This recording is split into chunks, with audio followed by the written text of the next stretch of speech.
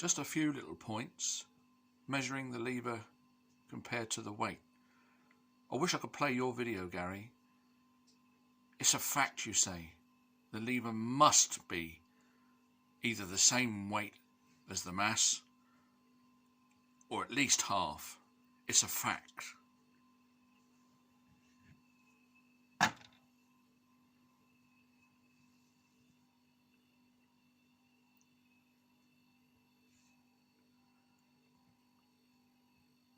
Just over 12 ounces.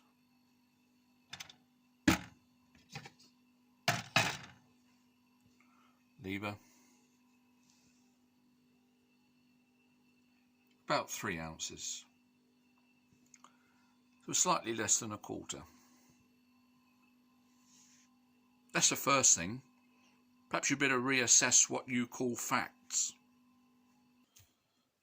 Carrying on with your misrepresentation of facts, you keep stating what Newton said.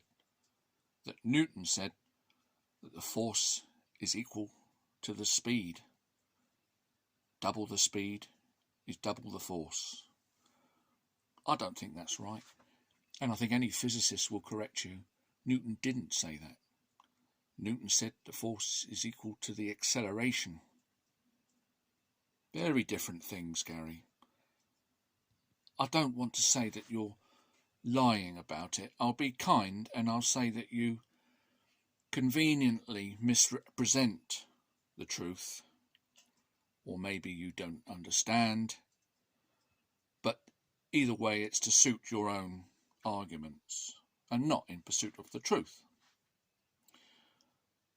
Now then, you agree that to accelerate the mass on the end requires more force.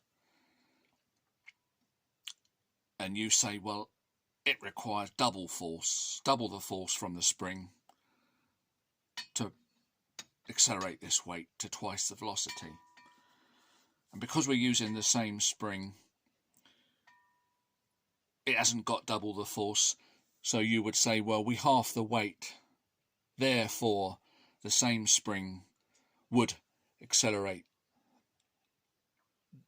the further out mass to twice the velocity, you say, because we've halved the weight. And you say, well, we're arguing about how much force is required to get double the velocity. But the evidence is that it doesn't accelerate it to twice the velocity, Gary, does it? You keep being shown that it doesn't. It only goes up 1.4 the height, or something like that. Way off 4 times the height. Or maybe even double the height. Way off 4 times the height required for double the velocity. It's way short.